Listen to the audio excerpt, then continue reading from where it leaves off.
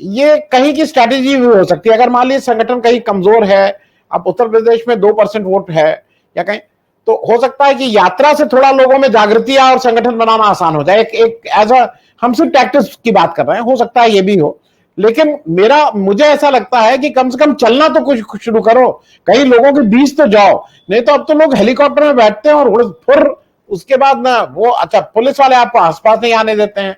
नेता अब चौराहे पे छोटे छोटे नेताओं के लिए गाड़ियां रुकने लगी हैं कि आपको किनारे कर दिया जाएगा, गाड़ी आगे निकल जाए। विजय कृष्ण साहब, आपसे एक बहुत बेसिक सा सवाल है कि जैसे जो संगठन की बात इन्होंने कही, उस पर ऐसा लगता है कि कांग्रेस पार्टी की अगर हम लोग बात कर लें तो कर्नाटक में 2 बड़े फैक्शन है, सीतारामैया और डी शिव कुमार। कम से कम राहुल गांधी के बहाने ये 17-18 दिन उनके साथ चल तो रहे, नहीं तो ये लोग साथ ही नहीं चलते थे भाई, एक दूसरे से बात नहीं करते थे। तो इनडायरेक्टली मुझे लगता है कि जो संगठन की बात है उसका कुछ ना कुछ प्रभाव तो पड़ेगा। हाँ, ये जरूर है कौन उसका कितना फायदा ले पाता है। मेरा आपसे बहुत मूल प्रश्न है जो मुझे लग रहा है कि राहुल गांधी जो अभी उनकी बॉडी लैंग्वेज देख लीजिए, भाषा देख लीजिए, वो इसको एंजॉय कर रहे हैं। और मुझे ठीक से याद है जब किसी ने मुझसे कहा था, जब मैं नौकरी करता था और नौकरी छोड़ रहा था, कि अगर तुम नौकरी एंजॉय नहीं करो तो छोड़ दो, तुम वो काम करो जो तुम एंजॉय करते हो। आज की तारीख में मुझे लग रहा है कि वो चुनाव जो होते रहे, राहुल गांधी की आप पूरी भावभंगिमा देख लीजिए, वो लोगों से मिलना जुलना, उनकी बात करना, उनके वो करना, मुझे ऐसा लग रहा है कि he is enjoying the entire thing. Vijay Krishna साहब। जी आनंद भाई, पहली बात तो ये कि जब कोई राजनेता जब जन के पथ पे चलता है तो मेरा मानना है कि एक नए जनपद का निर्माण होता है। वो माथुर साहब की एक बात अपनी जगह सही है कि जब ऑर्गेनाइजेशन का स्ट्रक्चर स्ट्रांग होता है तो किसी यात्रा का जो इफेक्ट होता है उसमें सस्टेनेबिलिटी आने के लिए उस ऑर्गेनाइजेशन को मोमेंटम देना जरूरी होता है। लेकिन आप 2-3 चीजों को देखिए, पिछले 7-8 साल में 2-3 परसेप्शन बना था कि कांग्रेस बड़ी कमजोर हो गई, कांग्रेस का पूरा ऑर्गेनाइजेशनल ढांचा जो है वो बहुत शिथिल हो गया है, राहुल गांधी खुद बहुत रिलेक्टेंट पॉलिटिशियन है, वो बहुत पॉलिटिक्स में मतलब उतनी रुचि नहीं लेते हैं, वो बीच बीच में आते हैं, मतलब बहुत तरह के उनके पे आरोप लगते थे। लेकिन जिस तरीके का भारत जोड़ो यात्रा उन्होंने जो शुरू किया, तो मैं आपको बताऊं ये कांग्रेस के लिए भी एक ऐतिहासिक मील का पत्थर होगा। कारण क्या है, जिधर अभी आपने आनंद भाई इशारा किया कि भाई 2 नेता आपस में मिलकर साथ तो चल रहे हैं, तो केवल नेताओं की बात नहीं है, जो कांग्रेस के वर्कर्स हैं जो शिथिल पड़ के घरों में बैठ गए थे 8 साल से, उनके अंदर भी एक नया जोश पैदा होता है। और सबसे बड़ी बात यह है कि देखिए, फौज में उत्साह तब होता है जब कमांडर में उत्साह होता है। तो जब कमांडर उनका लीड लेता है किसी इश्यू को लेके, तो लोगों में कार्य होता है। तो जिस तरीके से राहुल गांधी, जिधर आपने इशारा किया कि जिस तरीके से लोगों से मिल है, आपको याद होगा कि पिछले शो में ही मैंने आपके कहा था कि खुद राहुल गांधी के व्यक्तित्व का भी एक रूपांतरण हो रहा है, जो मेरा अपना मानना है। क्योंकि जब हर तरह के लोगों से कनेक्ट हो रहे हैं, गरीब हो, अमीर हो, व्यापारी हो, मतलब जितने भी समाज के वर्ग हैं, वो सबसे उनका कनेक्ट हो रहा है। अभी आज ही मैं कहीं कब देख रहा था कल कि उन्होंने कहा है कि जो लोकल भाषाएं हैं उसमें लड़कों की परीक्षाएं होनी चाहिए। तो कहीं ना कहीं उनके सामने ये इशू आए, तो जब जनता के बीच में वो जा रहे हैं, और कोई भी राजनेता जब जन के बीच में रहता है तो उससे उस जन की बहुत सारी समस्याओं से जब रूबरू होता है तो उसके भी दिमाग में एक एजेंडा बनता है कि आखिर हम जब सत्ता में आएंगे तो पब्लिक के लिए हमको क्या करना चाहिए। यही है कि इस यात्रा के समाप्त होने के बाद राहुल गांधी को अपना एजेंडा पब्लिक के सामने रखना होगा। और एक चीज तो सही है, मुझे लगता है कि आजाद हिंदुस्तान में, आनंद भाई आप भी अगर मैं गलत होगा तो करेक्ट करिएगा, शायद ये सबसे बड़ी पद यात्रा है किसी नेता की।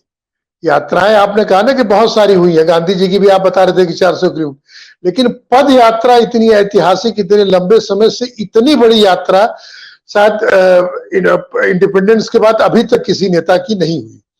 और जो और लोग अब यात्राएं निकालने की बात कर रहे हैं जगह जगह, जैसे अभी मोहन भागवत जी की अपील जो हुई है, तो आप क्या समझते हैं इसमें भारत जोड़ो यात्रा का कहीं न कहीं से वो उसको एक्सेप्ट नहीं करेंगे लोगों के सामने, लेकिन उसका इम्पैक्ट है। भारत जोड़ो यात्रा, इस पर किसी को क्या ऑब्जेक्शन हो सकता है? उसके अंदर जो अंतर्निहित जो उसका मर्म है, तो उसको कैसे फिर कोई चैलेंज कर सकता है? तो उसी के जवाब में हो गया कि हम माइनॉरिटी के बीच में मोहन भागवत जाएंगे, करेंगे, वो करेंगे, तो कहीं ना कहीं इस यात्रा का तो असर हो रहा है। तो जो मैंने कहा ना कि जब कोई भी यात्रा देखिए निष्फल नहीं होती है, और उसका उद्देश्य क्या है, ये सही बात है कि किसी यात्रा का उद्देश्य भी होना चाहिए सही। और बार बार राहुल गांधी ने कहा कि ये राहुल गांधी की यात्रा नहीं, ये पूरी पार्टी की यात्रा है और ये भारत जोड़ो यात्रा है, और नफरत छोड़ो भारत जोड़ो। अब इस पर किसी को क्या ऐतराज हो सकता है? तो अब उसके काउंटर में यही ना हो रहा है कि लोग वो दूसरे को जा रहे हैं जिनके प्रति है कि नफरत है, तो आखिर यात्रा का असर तो हो रहा है। और कहीं ना कहीं ये पहली बार हुआ 8 साल में कि राहुल गांधी एजेंडा सेट कर रहे हैं और लोग उसको फॉलो कर रहे हैं। अभी तक ये था कि बीजेपी एजेंडा सेट करती थी और उसके पेरिफेरी में जाकर करते थे। अब तो 24 घंटा दिन रात राहुल गांधी की भारत जोड़ो की यात्रा हो रही है, और उसके जवाब में कहीं कोई कुछ यात्रा निकाल रहा है, कहीं कोई कुछ निकाल रहा है। लेकिन मेरा अपना मानना है कि इतनी बड़ी ऐतिहासिक यात्रा, इतनी लंबी यात्रा, और जिस ढंग से, जिधर आपने इशारा किया कि जिस ढंग से वो लोगों से मिल के चल रहे हैं, और पब्लिक का आप देखिए, जो मेन स्ट्रीम मीडिया तो चाहे गोदी मीडिया कह लीजिए, कुछ कर लीजिए, उतना तो उसको हाईलाइट नहीं कर रहा है, लेकिन सोशल मीडिया पे जो लोग उनसे मिल रहे हैं और उसकी जो जनता की जो भाव भंगिमा है, जो उनके साथ लोग चल रहे हैं, तो ये तो तय है कि उसका असर बहुत ज्यादा हो रहा है। अब ये लेटर स्टेज में पता चलेगा आगे चल के कि उसका, ठीक है, किसी चीज के इफेक्ट की सस्टेनेबिलिटी बनाए रखने के लिए उस चीज में कंटिन्यूटी का होना बहुत जरूरी है। जी जी। और अब तो शायद ये भी हम सुन रहे हैं कि वो अगली यात्रा वो गुजरात से लेके आसाम की भी करेंगे। जी आनंद भाई। विजय जी, मैं आपसे इसी बात को आगे बढ़ा लूं। जैसे राजस्थान में वसुंधरा जी अपना कर रही हैं, पूनिया जी अपना चला रहे हैं, लेकिन 2 स्टेट गुजरात और हिमाचल, क्योंकि उसके इलेक्शन इसी साल हैं और उस इलेक्शन पे बहुत सी चीजें और डिसाइड होनी है। उस इलेक्शन से आपकी ताकत डिसाइड होनी है, उस इलेक्शन से विपक्ष किसके साथ कैसे एडजस्टमेंट करेगा वो डिसाइड होना है, उस इलेक्शन से कांग्रेस कितनी कमजोर कितनी ताकतवर हो रही वो डिसाइड होना है। ऐसे में बहुत से लोगों का यह मानना है कि भाई राहुल गांधी यात्रा में हैं, गुजरात और हिमाचल जा नहीं रहे हैं, उसका क्या एडवर्स फर्क पड़ेगा गुजरात और हिमाचल के इलेक्शन पे?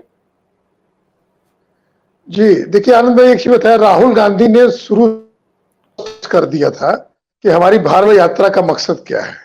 उसको एक तरह से उन्होंने वो डिनाई ही किया कि हमारा इसका कोई चुनावी उससे मतलब है। दूसरी एक बात बताएं सर, जैसे कांग्रेस को अगर आप थोड़ा सा ऐतिहासिक परिप्रेक्ष्य में देखें, तो कांग्रेस कभी कैडर बेस्ड पार्टी नहीं रही है, वो मास बेस्ड पार्टी रही है। कांग्रेस का कनेक्शन जो होता है वो मास से होता है। ठीक है, आरएसएस तो, बीजेपी तो कैडर बेस्ड है, आरएसएस का अपना कैडर है, और कांग्रेस सेवा दल को जो लोग मानते हैं कि वो कैडर की बात है, कांग्रेस सेवा दल का जो पूरी उसकी फिलॉसफी है या थ्योरी है, उसको मैं नहीं मानता कि वो आरएसएस की कैडर बेस्ड है। तो राहुल गांधी जो ये पदयात्रा कर रहे हैं, तो इससे वो मास से कनेक्ट कर रहे हैं। ठीक है, कांग्रेस का संगठन मजबूत होगा तो इस चीज की कंटिन्यूटी बनाने के लिए या इस यात्रा का जो इम्पैक्ट आएगा उसकी सस्टेनेबिलिटी के लिए वो काम आएगा।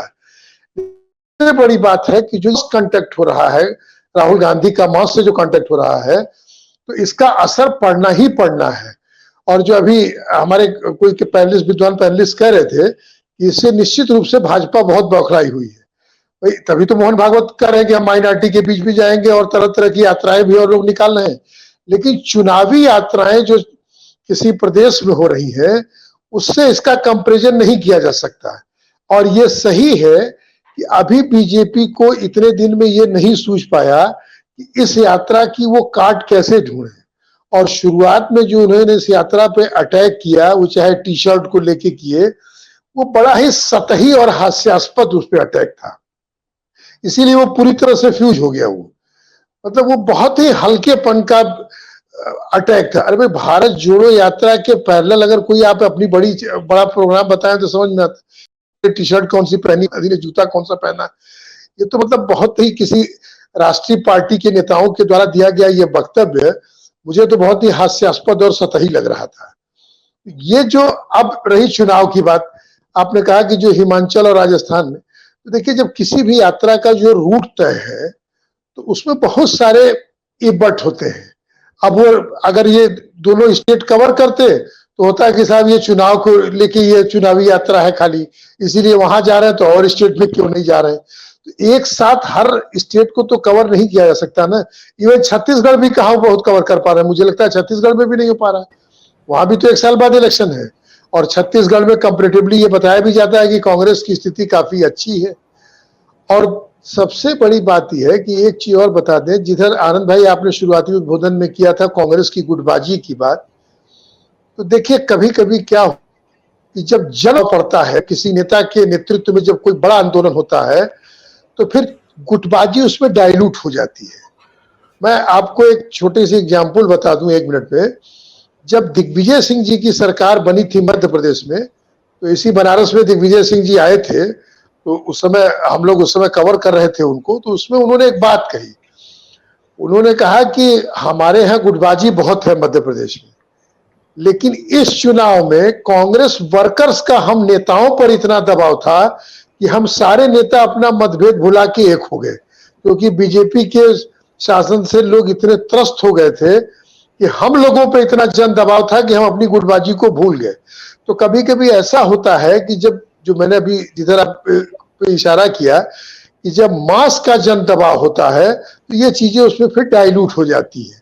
और तत्काल अभी ये उस पर निर्णय ले लेना कि इस भारत जोड़ो या इमीडिएट चुनाव में क्या इंपैक्ट होगा, मुझे लगता है ये थोड़ी जल्दबाजी हो गया।